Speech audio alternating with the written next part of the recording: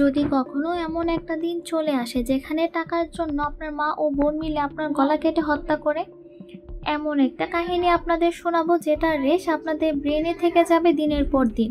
কাহিনীটি Telugu movie on গান গা হে ওহিদি এর। কাহিনীটি না শুনলে সাসপেন্স থ্রিলার, কাহিনীটি মিস করবেন। তো চলুন মূল গল্পে চলে যাই। শুরুতে ছোট্ট একটা গ্রামে মাল্লি আর তার বাবা মায়ের টানাপোড়ানো জীবন দেখানো হয়।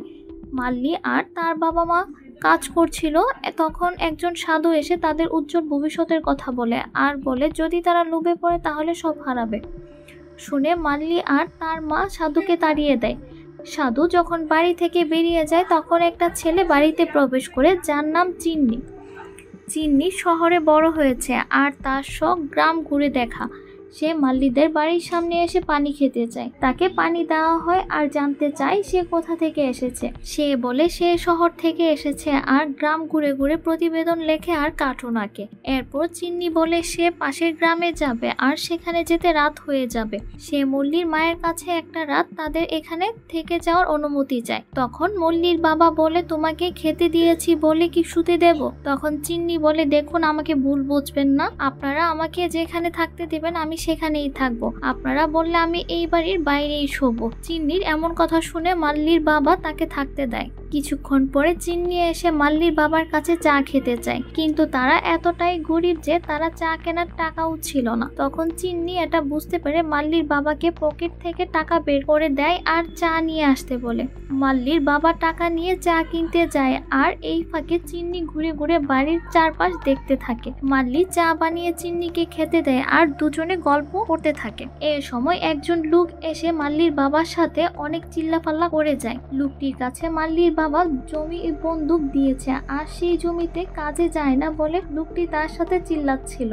মল্লির বাবা প্রচুর মদ খেত আর তাই আজ তাদের এত খারাপ অবস্থা। এরপর মাল্লি সেখানে গিয়ে লোকটিকে ভয় দেখিয়ে বাড়ি থেকে বের করে দেয়। মাল্লিরা সবাই যখন কাজ করছিল তখন চিন্নি এসে মাল্লির বাবাকে ওই লোকটি কেন চিল্লাচ্ছিল তা জানতে চায়। মাল্লির বাবা বলে ওই লোকটির কাছে তাদের জমি বন্দুক রাখা আজ সুদসহ অনেক টাকা জমেছে, যা তার পক্ষে পরিশোধ করা অসম্ভব। চিন্নি একথা শুনে ঘরে চলে যায় আর একটা ব্রিফকেস নিয়ে বেরিয়ে এসে কত টাকা দেনা তারা সেটা জানতে চায়। মাল্লির বাবা বলে 32,000 টাকা ধার করেছিল আর এখন তার সুদসহ 35,000 টাকা হয়েছে। চিন্নি ব্রিফকেস খোলে অনেক গহনা আর টাকা দেখায় আর বলে তাদের দেনা পরিশোধ করবে। সেটা দেখে তারা অবাক হয়ে ব্রিফকেসের দিকে তাকিয়ে থাকে। মল্লির চেহারা দেখে বোঝা যায় এগুলো দেখে তার অনেক লোভ কাজ করছে, কিন্তু সে নিজেকে সামলে নিয়ে চিন্নিকে বলে আমরা কি আপনাকে বলেছি যে আমরা সমস্যায় আছি, আপনি কি আমাদের ভিক্ষা দিচ্ছেন? চিন্নি বলে আপনারা অনেক ভালো মানুষ আর তাই আমার মতো একজন অপরিচিত মানুষকে থাকতে দিয়েছেন। ঠিক তখনই মাল্লি আর চিন্নির উপর টিকটিকি এসে পড়ে আর মল্লির মা বলে বাবা এটা খুব খারাপ লক্ষণ, তোমরা দুজন গোসল করে নাও।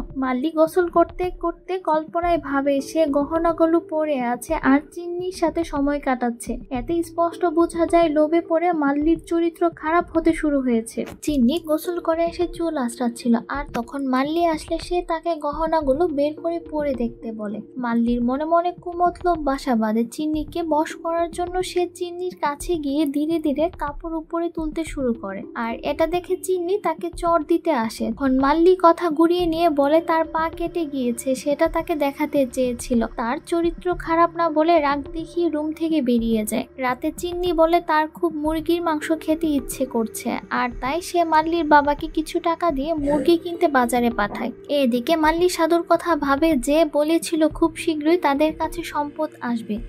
এই ভেবে তার মাঝে প্রচন্ড লোভ কাজ করে আর সে চিন্নিকে মেরে সবকিছু হাতিয়ে নেওয়ার চিন্তা শুরু করে। মাল্লি তার মাকে সাধুর কথাগুলো মনে করিয়ে চিন্নিকে মেরে সব গহনা আর টাকা আত্মসাৎ করার প্ল্যানের কথা বলে। এই কথাগুলো মাল্লির বাবা শুনে ফেলে আর তাদের সামনে আসতেই মাল্লি প্ল্যানের কথা তার বাবার কাছে বলে আর অভাব মুক্তির লোভে পড়ে সেও রাজি হয়ে যায় চিন্নিকে মেরে ফেলার জন্য। এরপর তিনজন মিলে কিভাবে মারা যায় তার প্ল্যান করতে বসে। মাল্লির বাবা বলে সে কখনো মাল্লির কোনো আশা পূরণ করতে পারেনি, আজ সে চিন্নিকে মেরে তার আশা পূরণ করবে। এ কথা বললে মাল্লির বাবা বাজারে মদ খেতে চলে যায়। মাল্লি তার মাকে বলে কাজটা তাদের দুজনেরই করতে হবে। মাল্লির মা বলে চিন্নিকে তারা দুজনে মারতে পারবে না, এতে তার বাবার সাহায্য দরকার। মাল্লি বলে তার বাবা এখন বাজারে গিয়ে নিশ্চিত মদের নেশায় ডুবে আছে, আর যতক্ষণ না তার পকেট খালি হবে ততক্ষণ সে মদ খাবে। মাল্লি বলে তার বাবার আশায় বসে থাকলে চিন্নিকে তাদের মারা হবে না, আর সে পরের দিন পাশের গ্রামে চলে যাবে। মাল্লির মা তার হাত রক্তাক্ত করতে চায় না, সে দুধরা পাতা যা বিষের মতো কাজ করে তা খাইয়ে চিন্নিকে মেরে ফেলার প্ল্যান মাল্লিকে বলে। এরপর মাল্লির মা চিন্নির খাবারে দুধরা পাতা মিশিয়ে দেয়। চিন্নি খেতে বসে তখন মাল্লির মা চিন্নির হাতে ময়লা দেখিয়ে তাকে হাত ধুয়ে আসতে বলে। মাল্লির মায়ের চেহারা দেখিয়ে বোঝা যাচ্ছে এমন জঘন্য কাজ করতে তার কষ্ট হচ্ছে, কারণ তিনি একজন মা আর সাথে ভয়ও কাজ করছে। চিন্নি যখন হাত ধুতে যায় তখন বাইরে দুজন পুলিশ আসে, আর মাল্লি সেটা দেখে তার মাকে বলে। মাল্লির মা চিন্নিকে গিয়ে বলে সে যেন সামনে না আসে, কারণ হিসাবে বলে বাইরের লোক দেখে ফেলে কেলেঙ্কারি হয়ে যাবে। চিন্নি মাল্লির মাকে আশ্বস্ত করে সে তাকে না ডাকা পর্যন্ত সে সামনে আসবে না। এরপর মাল্লি আর তার মা পুলিশকে জিজ্ঞাসা করে কোনো সমস্যা হয়েছে কিনা।